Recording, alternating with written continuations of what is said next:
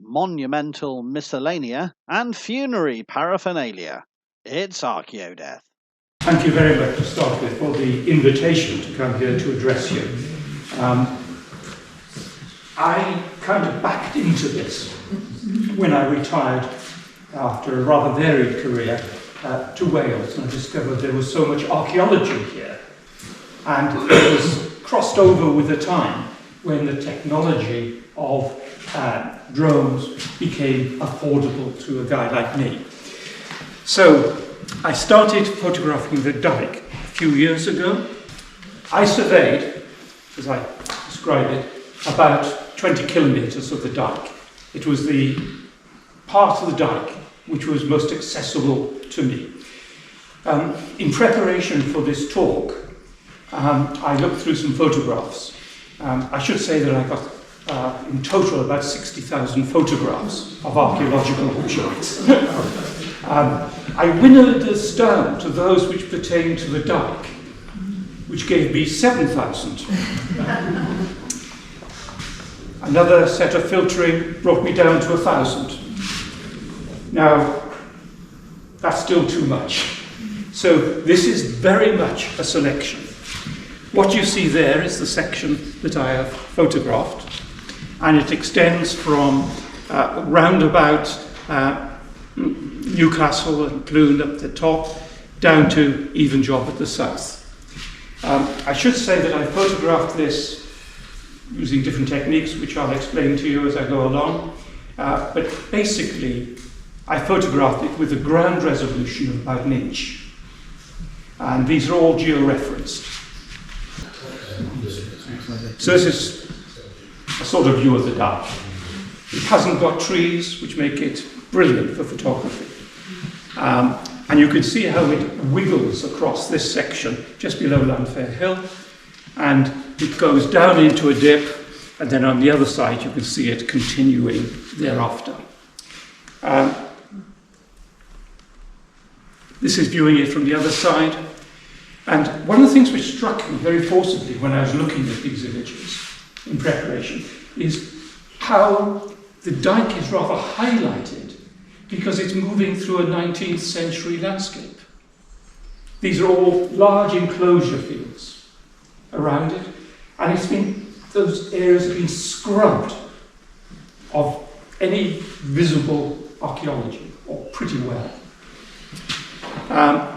So it gives a wonderful contrast to the Dyke itself, visually. So here's it going down that hill. Again, you see the scrubbed landscape and it disappearing. And this is at Spring Hill Cottage, where there's fairly obviously, I'd say, a discontinuity, and there's a trackway crossing it. I've got to fly through these, if you'll excuse me, because there are still quite a few photographs here. Just showing this one, because these show very well this excavation on the east side of the Dyke. It's not just a matter of taking stuff out from the ditch, there is excavation taking place on this side as well. And in terms of landscape management, you've got a lot of feeding areas for cattle and sheep.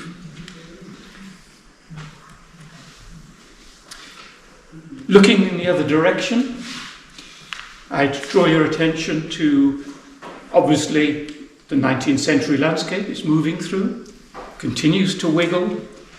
Next to the Dyke itself, you've got a ridgeway track, and beyond that, the farm track. It's a little hypothesis of mine that we need to pay much more attention to these ridgeways and tracks.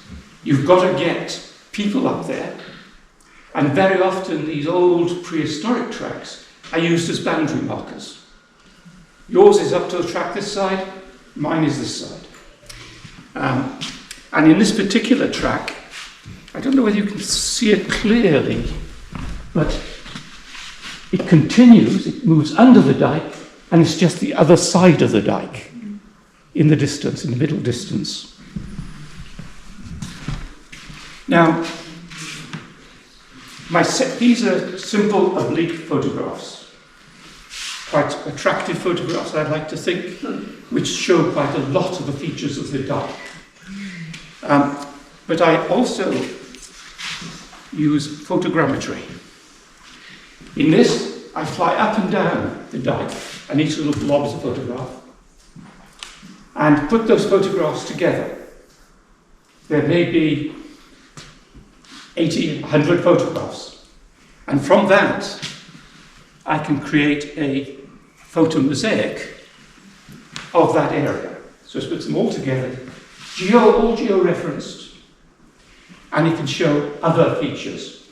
So I've got this sort of imagery of 20 kilometres of the Dyke.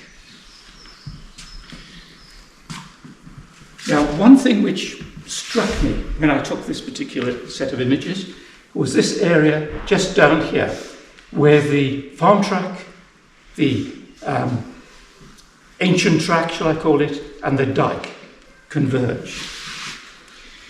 When I looked closely at that,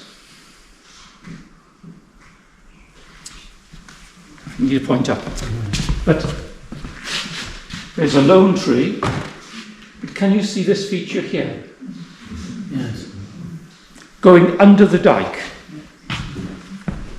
Now, as well as taking these putting these photographs together to create a photo mosaic, I can also create a three-dimensional model within the computer of this area. In fact, I got it for the whole of my section of the Dyke.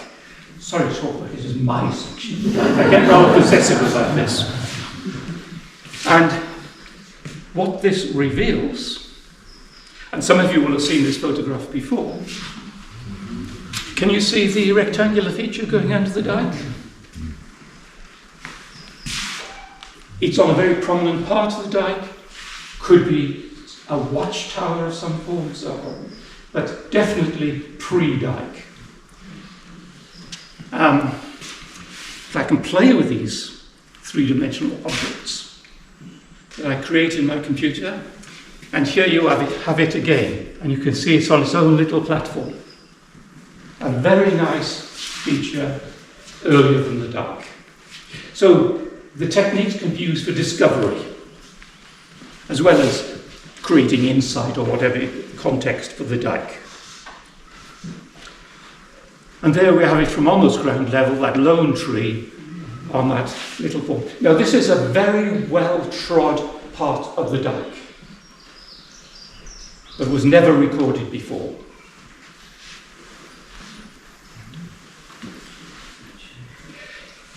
I listened with very great interest to the vulnerability of the Dyke, to Helen's talk. And here you see a section of the Dyke which it appears has been deliberately ploughed over. I'm not quite sure what implement they used for that.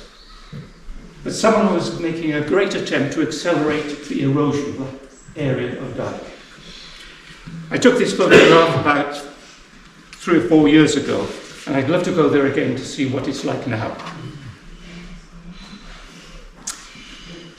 This is another area. You can see the Dyke going up to the gate and then disappearing into the distance.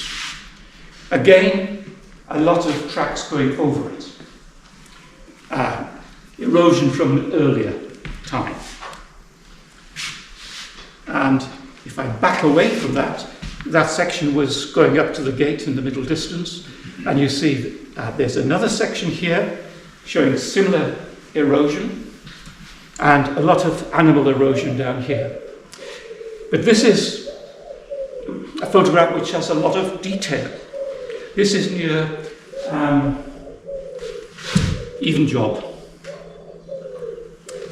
And when I do the photogrammetry stuff on it,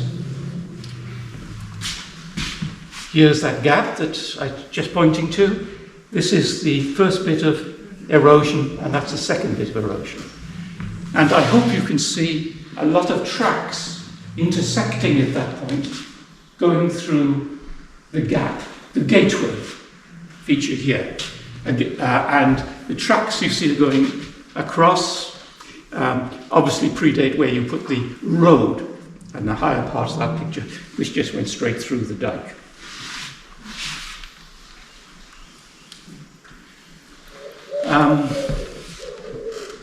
Yes, that's a different view of it. And as in the previous view, you can also see ridge and furrow in different fields, ridge and furrow going in slightly different directions in this area. That's quite a complex set of landforms there. Moving on, in fact moving up, this is the most northern point that I have so far photographed. I stress so far. And you can see the Dyke disappearing over the hills into the distance. Again, primarily through a mid-19th century enclosure type landscape. And now it curves down here to, here we are, going down there, curves to Hagen Corner. From thence, it follows the tree line, I think I've got to go across here, through the massive trees and around that hill. I looked very carefully to see if there was any sign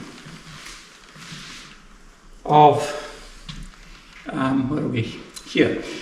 So here we're going the curve down, the double banked, and the Dyke continuing. I looked in this area just to the right to see if there was any sign at all of trackways going through it, and unfortunately it's been obliterated on that side.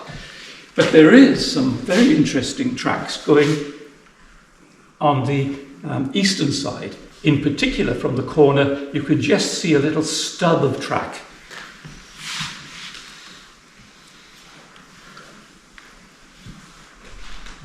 There we have it.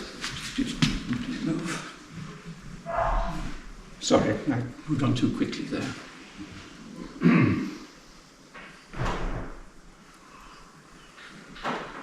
So, here you can see that little stub of track coming out from that corner, and was presumably the rationale for this whole quite complex feature. And again, absolutely nothing. The obvious thing to do would have been to build it straight on and join up here. This little kink here suggests that this was a very deliberate planned structure in the construction of the Dyke. It wasn't a modification for later.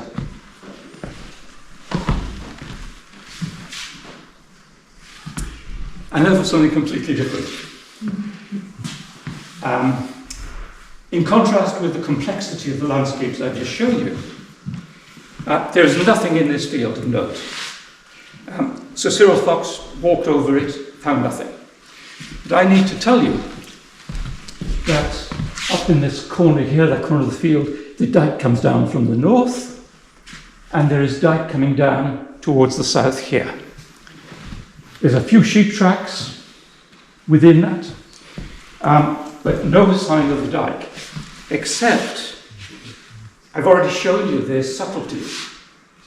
Shown you how the techniques I use can be used to reveal quite subtle changes in elevation of the ground. So that when I put this through, you can see the Dyke. I hope you can see the Dyke joining the top corner to this one.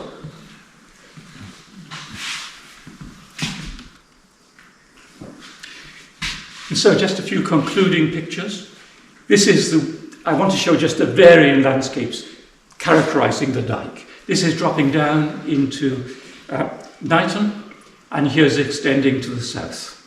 And here the Dyke is really little more than a field boundary, but it's a continuous field boundary. Again through this 19th century landscape. And this is the southernmost part on Rushock Hill that I have photographed so far, where you can see the still wiggling Dyke going across this bit of open ground and disappears into the woods. And I hope that what I've shown is that by using these drone photographs, I've given a quick portrait of a stretch of Offa's Dyke. I've shown that it can provide a landscape context for the Dyke, and for many other things as well, but for the Dyke. It can be used as a tool of discovery and of record. And just as a postscript. Into putting it all together, I reverted to Robert Frost's poem, Mending Wall. Good fences make good neighbours. And he continues, before I built a wall, I'd ask to know what I was walling in or walling out, and to whom I was like to give offence. I rather like that. Thank you.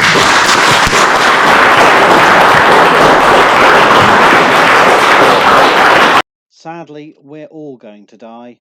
But while you're waiting, why not follow Archaeodeath? Subscribe now on YouTube.